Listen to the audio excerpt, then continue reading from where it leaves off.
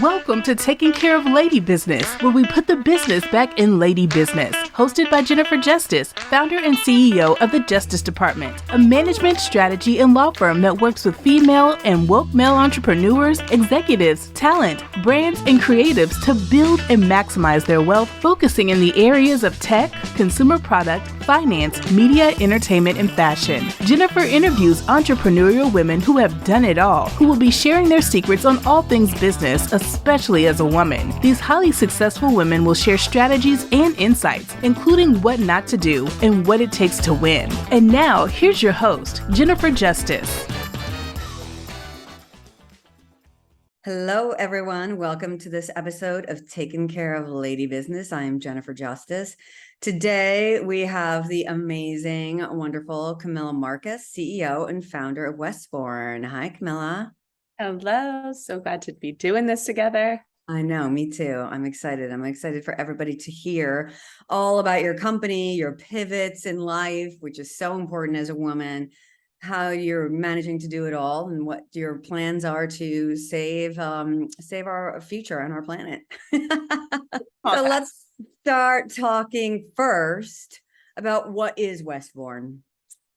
So Westbourne is seeking to build the world's most sustainable packaged food company. Our goal is to connect the new climate conscious consumer with the new food system. We all know there is no planet B, and we know that agriculture is the largest driver of climate change. About a third of greenhouse gas emissions are caused by how we produce our food. And as people want to consume food differently, as we want to gather differently, we want to be the powerful conduit between a conscious, elevated new consumer and these amazing mindful growers that are seeking to better use our land for a brighter future. And how are you doing that now? What is the incarnation of Westbourne at this moment? At this moment, we have about 15 products, and we think about it, we want to be part of your journey morning, noon, and night. So we have pantry staples, such as our avocado oil. We have snacks like popcorns and granola, as well as condiments and spices. So our pistachio duca is one of our top sellers. The goal is really across every level and across our entire supply chain, from seed to shelf. It's the most sustainable it can be. So compostable packaging, regenerative farming ingredients, organic ingredients, things that are superfoods to help you elevate and think differently about how you're snacking, how you're traveling on a plane, what you're cooking your kids for dinner, what you're enjoying on date night, and to hopefully help you see that the power of plants can transform our planet as well as your own health.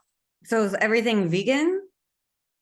Everything except for the granola, which we're working on. It's very hard to make really delicious granola without honey. Oh, yeah. But we're working on it. Yeah. Well, I don't think a lot of people understand that, like, if you're not vegan or vegetarian, that honey is, because it's an animal product, My daughter has been talking about that, and she's like, I'm not sure if I could give up honey. It's actually a much harder substitute than you originally think. Yes. It's actually in a lot, and it has a very distinct set of properties. But there's actually a lot of companies out there that are experimenting with sort of alternative honeys, and we're thinking about how to do that with the granola. Yeah. As long as it's not monk fruit, she's fine with it. She literally tastes that taste and is like, no, thank you. She can tell, she's like, it's monk fruit, huh? She's 9. It's very funny, very particular. I love your daughter. Super taster. I know, right? She'll be working for you next year for your children's line stuff. So tell us how the journey for you getting here, right? Because that is so important for women who want to start companies or like pivoting and hating their career, et cetera. Like, it's not linear for the most part for most people. So let's talk about yours. I always say life is really like a jungle gym. It's not a racetrack. And I think, unfortunately, we're taught as kids that it is a racetrack. I think we're very much pushed into specialization, and all the messaging that we get is like, be really good at this one thing and off you go. And you look at these stories. I mean, my favorite entrepreneurs are anything but, and they started with something small. I mean, you look at Virgin, right? Richard Branson, his book, Losing My Virginity, is one of my favorite books. Even Shoe Dog with Phil Knight, Phil Knight didn't seek out to create the world's, one of the world's most amazing athletic wear brand. In fact, he really wanted to be an importer, and it sort of happened out of necessity. He didn't even like the name Nike. I think we forget that things are very modular. It's sort of, I always say to my team, everything's brick by brick. We don't need to really worry about what the bridge is going to be. And it might be a swing, it might be a catapult, it might be a boat, and like the end might be a bridge. But, I think we have this very linear thinking in what we're told. So my path was really kind of all over the place. I went to undergraduate business school. I thought I would double major in fine art. I was a painter and a drawer when I was a kid.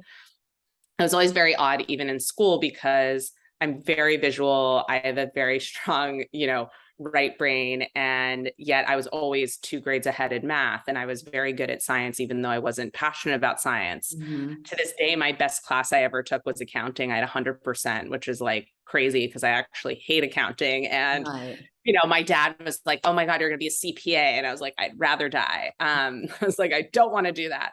So I think that's also where it was hard for me. I don't think I wasn't the kid that like knew exactly what they wanted to do. And I even say now, I don't know what I want to be when I grow up. I mean, I think the road zigs and zags, and, a lot of my college roommates became doctors, and I was kind of envious that they had this like calling, in a given profession from such a young age. And I really am not programmed that way. So after undergraduate, I went to culinary school. I've always loved food. I figured worst case, I'll make a mean Thanksgiving and I'll know what I'm going to do at home. And it would give me this incredible skill set. I really fell in love with the people, the mix of cultures. And it definitely is my love language, how I cook for others. And, at the time I was sort of like, I don't know, no one really like worked in food in the same way that they do now. And so then the world crashed in 2008. I went to get a JD MBA. So I always say a recovering, not practicing, always practicing bar certified attorney, which I know in a lot of ways you can identify with, and really hid out kind of in a JD MBA program because no one was hiring. I mean, most of my friends, we were fresh out of school. We had no experience. It's really hard to get jobs. So I thought, grad school, I'll hide out. I can work while I'm in grad school to build my resume. Went into investing in hospitality in hotels, and then became head of business development for Danny Meyer at a pretty pivotal time in the company's history. And while there, I think what I realized is a lot of my passion growing up was all environmental. When I was younger, I used to write letters, about saving wildlife. I wanted to be a veterinarian when I was younger. I always was very passionate about the environment, the earth, protecting animals. And in fact, early in 2008, I applied to the National Resource Defense Council, got very flat out rejected for like any job. I was like, I'll work for free. I'll do anything. And they were like, no, you have this weird business background, like, and why did you go to culinary school? What are we going to do with you? So while I was with Danny, I think I started thinking about food and climate and also really connecting the conscious of consumers in that world.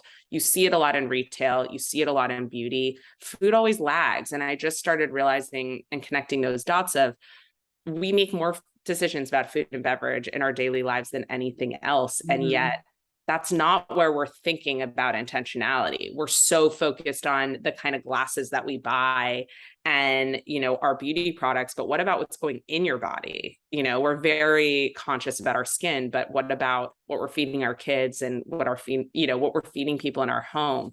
So that's where really the idea of Westbourne, I think, came about. And like I said, I don't know. I don't know what I want to be when I grow up. We think that we can really change the world with food and allow people to be part of that solution, not just stressed by the problem that looms. But, I'm ready for the zig and the zag. So I'd say my background is really like. Yeah, no, I love that. That pivot, like, and all those pivots, make a lot of sense. And sometimes when you do look back of like what you were really passionate about, you're like, oh, okay, that does make sense. You know what I mean? Like I was always really passionate about gender equality without understanding that I was really passionate about gender equality. I wrote my law school note and got into law review about the equal opportunity and like welfare system and how, these Republicans calling women on welfare queens. Well, I grew up with food stamps. Like that's how we ate. Like we don't take them to eat steak.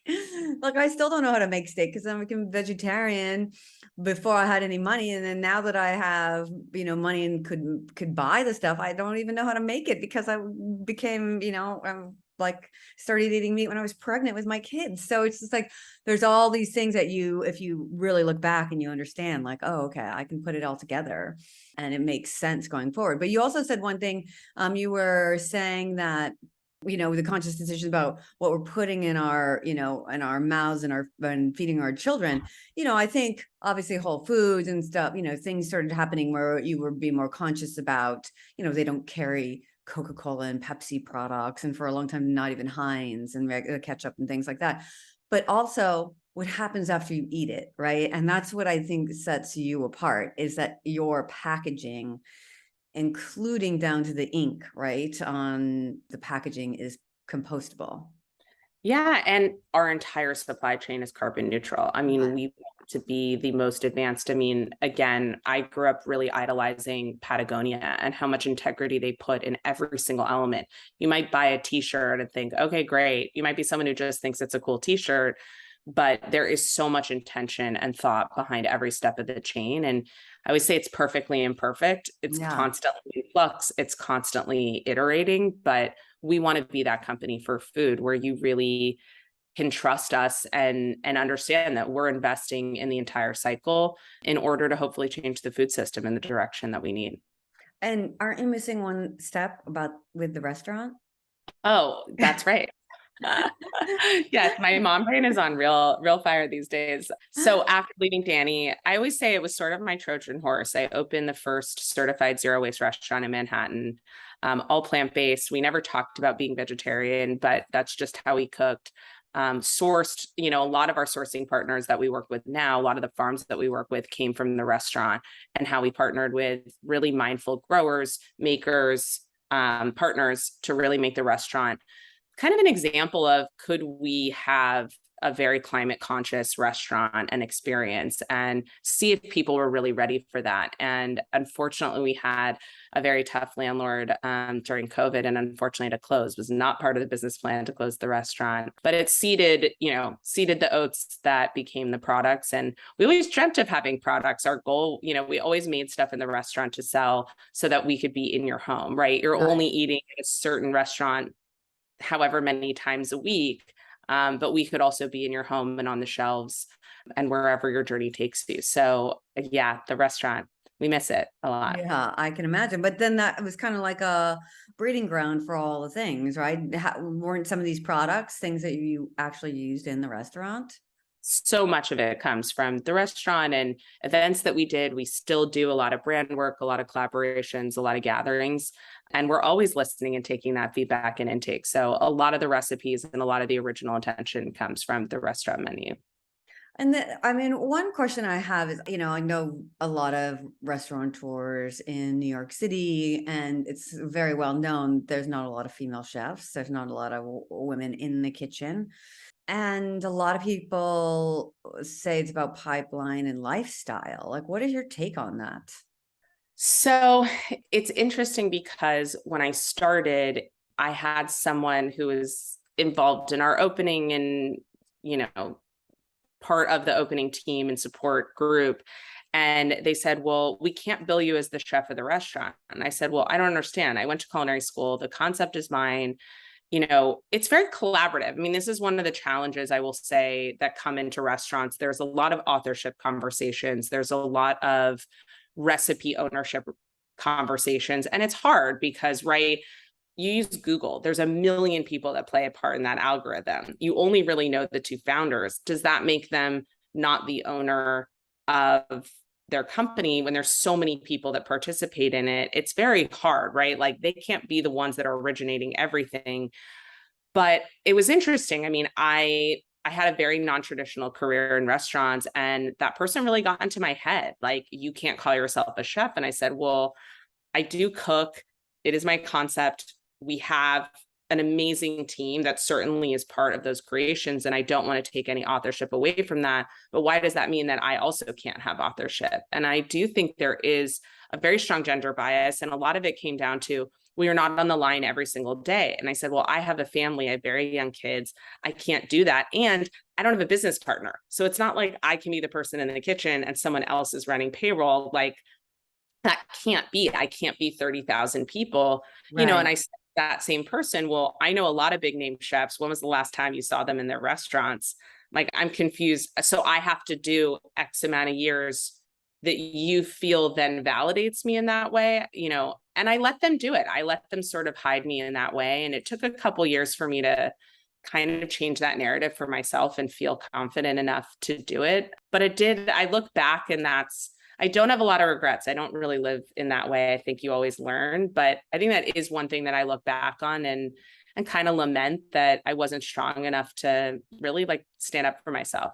Right. Well, I mean, it's kind of hard when you don't have people to look that have done the same thing too, right? You know what I mean? And not only that, I said to someone even yesterday, there's a lot of now female focused food magazines, those that are focused on diversity. When was the last time you saw a pregnant chef? Yeah. Like, I have not seen in a magazine anywhere like with major public attention. We talk about it in the business sense, right? There's very few pregnant women. It was obviously a big deal, for the CEO of Bumble to have her baby when they went public. There's just not a lot of those images. So even for me, in addition, having my young kids during this very intense professional time, we don't have a lot of examples. Like, most of us hide it for a very long time. I have a lot of chef friends who had kids around the time that I did. I decided to really be more public about it, but most were like, my team's going to quit. They're not going to think that I'm invested. They're not going to think I'm as hardworking. And also, like, you can't work a 12-hour shift being 8 months pregnant. Like, it's just impossible. Or if you do, it's really not healthy. But again, that sense of then, like, does that make you not a chef? Does it make you not an entrepreneur if you can't be up 24/7? I do think we have this like intense hustle culture that's set by men and really sets women up to fail, especially moms. Yeah, exactly. Or yeah. Moms in particular and women. And if you don't play by the rules that are already set there, what are you going to do? And, look, one way you can remedy it, if you can't be in the kitchen, is to then be a, buyer of all the products. It's true, though. It's like, you can be fine. You want to support women and the restaurant industry, then carry all of the products, support all the products that women. And we talk about it all the time. I mean, every time there's so many of these like female focused investing funds that then host all their dinners at male owned restaurants. And I'm like, you're giving a lot of cash and you say you're pro women. There's a lot of female run and female focused companies. Every time they do a partnership, it's a male brand. I'm like, I'm sorry. If we're really out there saying we care about women, that intentionality, you have control over a major purse in a lot of different ways, whether, like you said, you're buying something for your home or you're choosing where to spend your marketing dollars. I just don't see people like putting their money where their mouth is. Exactly. Walk the talk, right?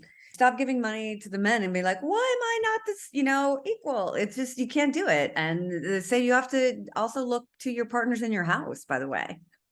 Like, are they out there? Are they out there in the women's march with you? Are they out there in the abortion march with you? Or are they out there buying women's products and saying that you're equal? It's funny. I was at this party not long ago, and it was, my kids' school's parent. There was a bunch of parents there. And I kept getting introduced as, oh, JJ, and she's this big feminist. And I looked at them, I'm like, are you not? Like, do you know the definition of feminism is the belief that men and women are equal? That's all it is. I'm like, tell me who is not one. Why am I the feminist and everyone else here? It's like, you all have daughters and sons, by the way. Why am I the feminist? Well, it was interesting. I was at Eve Brodsky's house, who does Fair Play, a while back, and we were chatting because her kids go to my old high school, and we were talking about things. And she said, what I came to realize was the PTA, the people that are doing the work, volunteer positions, all women, and the board of the school was all men. Yeah. She was like, I just decided no more. And I was like, that's so, even at that base level, right? That's what we're teaching our children. That's the model that we're showing them, that even school administration is segregated based on gender. That blew my, it's things you don't think about. Like, we volunteer our time. Who owns the company. Yeah, exactly. Enough of that. Building the matriarchy, giving each other business, buying each other's products, putting money in each other's hands. That's how we're really going to make a difference for us and our kids, and obviously buying Westbourne products. So tell us, so what's been that journey so far, like raising money and, I mean, you're obviously very tenacious and persistent, but there's obstacles no matter what, right? Even in an area that is, you would think more kind of gender biased toward women, to understand it. It's really fascinating because when you actually look at the numbers and the data, household spend when it regards to food dominated by a lot, not like 52%. You're talking like 90% of decisions are made by women. The irony is most food companies are run by men. Mhm. Most are run by marketing people, and financing is run by men. So the interesting thing is that there is this huge, I think it's massive. I feel it every day, in countless ways, but it's interesting because if, like you said, if women could realize we're actually the ones that are more in control, right? Yeah. Why are we funding companies that are marketing to women who really don't understand the demographic that they're pitching towards and have never lived in those shoes? What I think you see a lot is, especially early stage, I think it's really hard for women to fundraise early. Once you get to a Series A or you show a level of sales, so many doors open. We even saw this at the restaurant. America is very unkind to small businesses. I mean, I will say this now to Kingdom Come, and I always say to people, I don't want to be a small business. Absolutely not. It is. At our restaurant, I had 30 people working for us, and the jewelry store next door that had the same footprint had 2 employees. I don't get any benefit. It's actually crushing to have that many employees. And I don't think 30 people is that small of a business. Right. In our country, once you hit 50 people, a lot of doors open. When it comes to fundraising, you hit a certain sales and you're big enough, a lot of doors open. It's hard to be small. And I think when you're small and you're female led, it's even harder. And I said, we are still in the fundraising process. Our first investor, thankfully for Zoom, because it's COVID, no one ever met in person. I was 9 months pregnant. I actually delivered my baby the day after getting our term sheet. And it wasn't until weeks into, post close where, I shared the news that I had had a baby, and they were like, wait, you had a baby the day after the term sheet. And I said, but if you knew that, I mean, and they're the most amazing people and totally have my back. But I said, it's human, right? It's like, I tell friends, if you're pregnant, hide that bump and go get that job. If you tell them, they are not going to hire you. Why would they want to sign up for maternity leave? They're just, it's sad. It's horrible. But unfortunately, that is still, I think, the world we live in. Like, I was saying to a friend yesterday, again, you don't see pregnant women, and like, you don't see women breastfeeding in meetings. Like, I'm sorry. I think a woman should be allowed to breastfeed in a meeting. She shouldn't have to leave, and you need to get comfortable with it. Yeah. She has the right to have a baby and not miss a beat. If she wants to leave the room, fine. If she wants to take extra leave, that's on her. But we have to normalize, I started breastfeeding on some of the investor calls. I was like, you're pot committed, you're now in, and now I'm going to see what it's really like. And it's going to make everyone uncomfortable. But you know what? Like, I'm tired of having this old way that, again, just really prohibits women, right? The biggest time that you accelerate your career is in your 30s. That's also childbearing years. And I say to women, unfortunately, I hope this curve changes, and that's where we're pushing towards. But the curve is a huge downward slope till you get over through the roller coaster. Yeah. You have to dig deep. You will be losing money. You are investing in the fact that post 40, you're going to be a rocket ship. But it is brutal every step of the way. Yeah. And let's be clear, who's uncomfortable when you're breastfeeding? I've seen it both ways. I'll be honest. Well, I think I see it both ways, only because they're like, oh my God, we could have done that.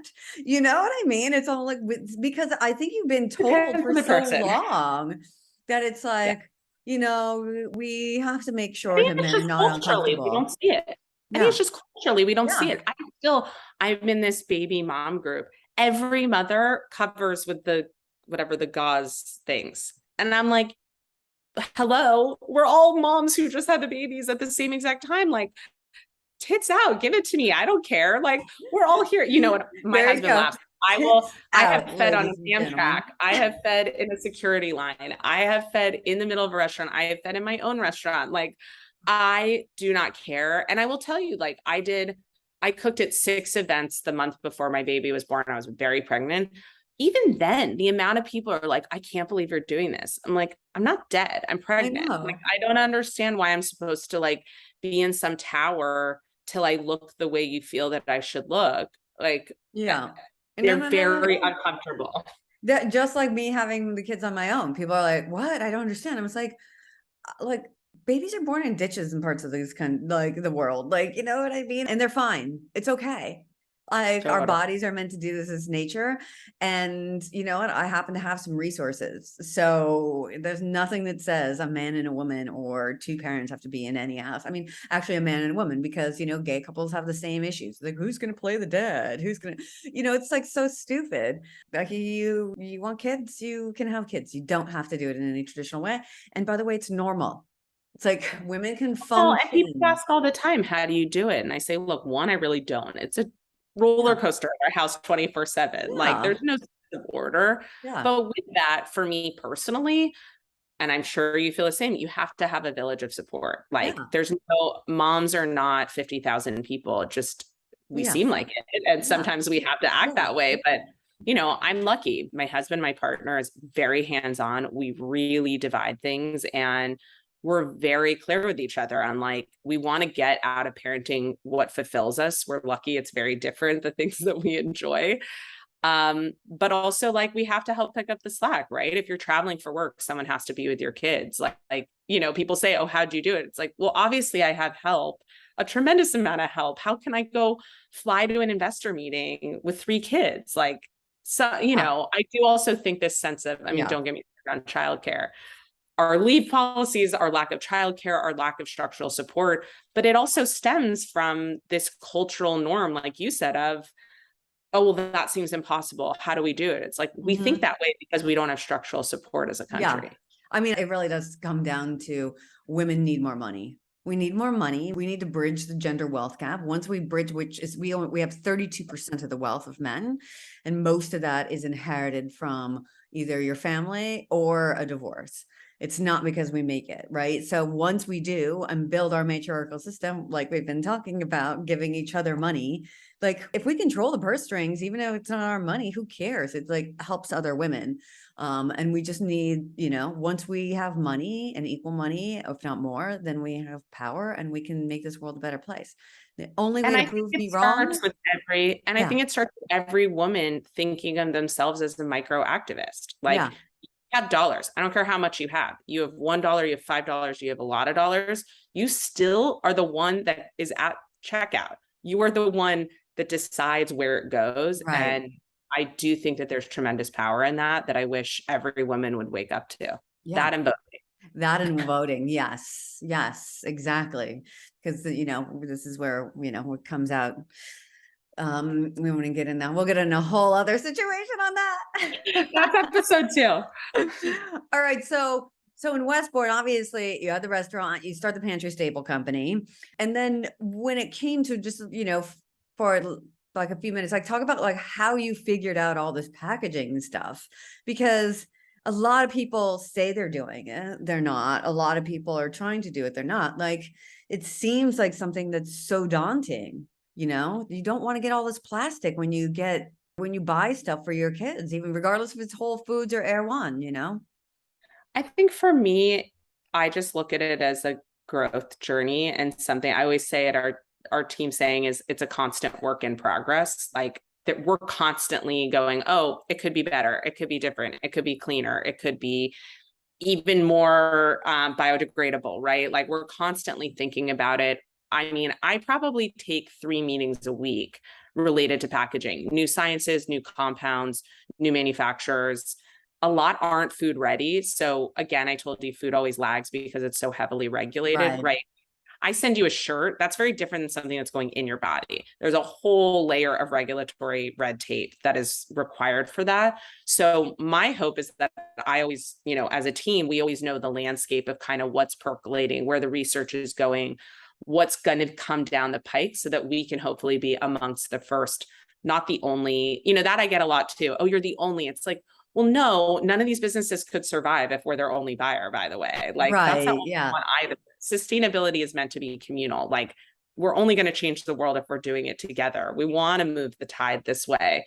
So it really comes down to curiosity and research. And I think just, I always say, for better or worse, I'm the youngest of three. I have two older brothers. And like, if it's more challenging, if you tell me no, if it's more complicated, I have to do it. That's just like I like have to scratch the itch. That's very much my personality. I'm a maximizer, like to the nth degree, but it is just about, I think, being obsessive in the research, in knowing what you don't know, and us wanting to just constantly move the needle. So every step of our supply chain, we do a quarterly audit. And like I said, with the packaging specifically, I'm on so many calls every single week trying to fact find. And once you raise that flag, a lot of people come to you. So I get a lot of people that say, oh, randomly came across this company in Europe. I don't know if they're doing something in the States yet. Will you talk to them? Yeah. What do you think about this other company? They're doing it in Mexico, but they might do it in the States. And, once you kind of raise that flag that you're doing it, it's been actually amazing how much of that innovation information has come to us, because we're the weirdos in the thick of it saying, you know what, we want to put together the 1,000-piece puzzle in a way that no one else can. Yeah.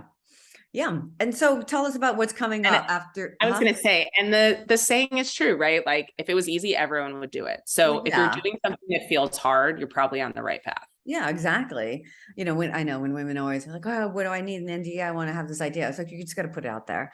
Like, for you to be able to get as far as you did in the research and the idea, for somebody to copy you, it takes a long time. Like, it'd be very difficult, and so what if they do competition? I just had Kara Golden in for a hint, and she was like, that competition helped inform so much about, proving we had a great concept. It helped define the category and legitimize us more, but also like we were the better products at the end of the day, and so it's great.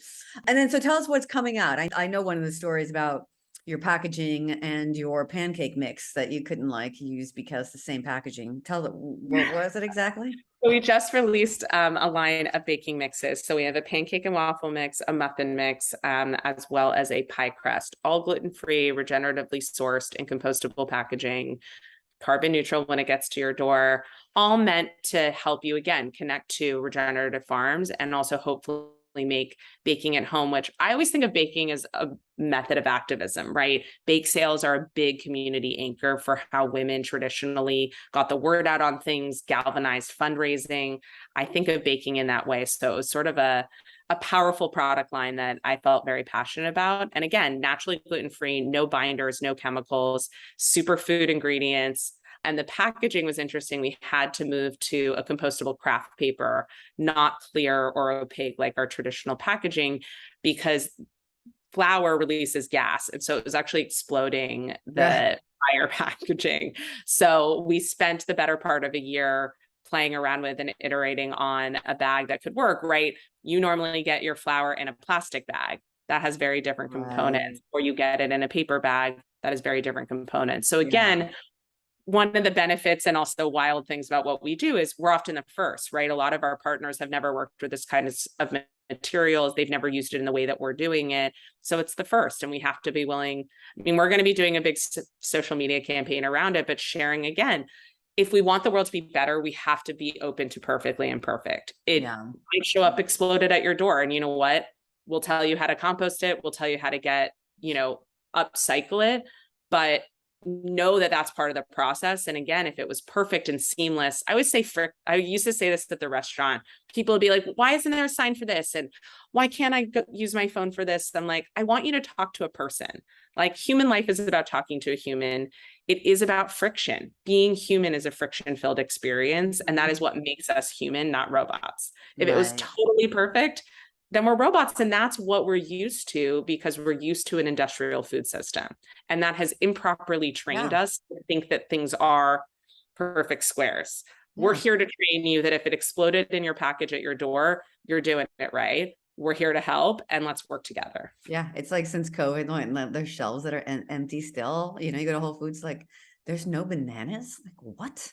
I remember I'm not having grapes for a while. I was like, what is going on here? It's like, but it is what it is, right? And I think it's good for us. We were a little too spoiled. One thing just for people, I like to be, obvious about stuff. For people who are just learning about this area of sustainability, what is carbon neutral? So carbon neutral is we purchase carbon offsets. So through projects that basically take carbon out of the atmosphere, we invest in those projects so that everything that right, if something gets to your door, there's a carbon emission related to it. It is a thing that is getting to you in transit. What we do is from sourcing all the way to when it gets to your door, we've assessed our carbon emissions and we are purchasing and investing in projects that take carbon out of the atmosphere that equate it to zero. So we've emitted carbon and then we're investing in projects that take carbon out of the atmosphere to make it carbon neutral. What kind of projects are those? So ours right now is in California. It's in the Redwood Forest. So it's called the River Garcia Project. Amazing. And they're all over the world. I mean, there's a million types of projects that people can invest in, and they need the capital. I mean, one, they need the capital, but two, it's a great way to create circularity in your business. Right. I love it. Amazing. Thank you so much for all of your time today. And as I ask all my guests, I have one last question for you. And that is, what is the worst advice you've ever received? Oh, I'd say two things. One, I don't know that it's advice, but I have been told so many times, you don't have the experience, you didn't do the path. I worked at a private equity business and I never went to banking or consulting. I think constantly throughout my career, I was told, you didn't do the path. Your resume doesn't make sense. You don't have the experience. What are we going to do with you? Have confidence to sell them on your grit, sell them on your skills, and know that you can learn anything. And no one really knows what they're doing. I wish someone had told me younger, no one knows what they're doing. At least try it. You're going to learn something, and don't be afraid of uncharted waters. I think that got into my head many times before. Yeah, because Mark Zuckerberg and Adam Newman were so experienced when they started their companies. Well, and that's kind of my second, I've been told so many times, just bootstrap it. And I think that's sort of the ism that's told, particularly to women.